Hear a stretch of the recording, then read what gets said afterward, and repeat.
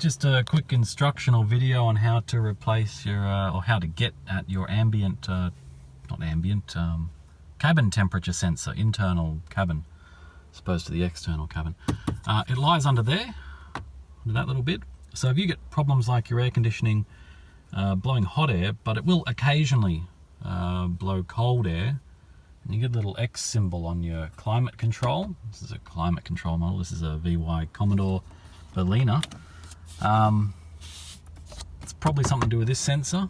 There's another sensor on the dash that sort of controls fan speed, so, and your lights come on here when it's darkness detected up there.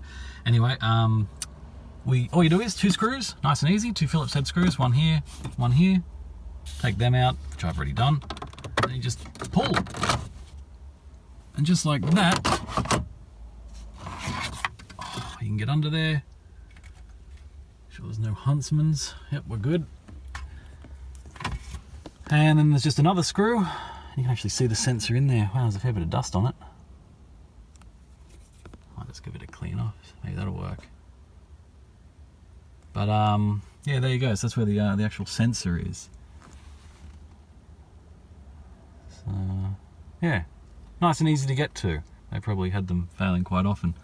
I've noticed there's been quite a few issues with the ambient external temperature sensor reading way off what it should be. Like if it says it's 35 degrees outside and it's snowing, you've probably got some problems, and you could replace that one as well. It's out the front somewhere in the engine. But yeah, there you go. Nice quick video. Easy.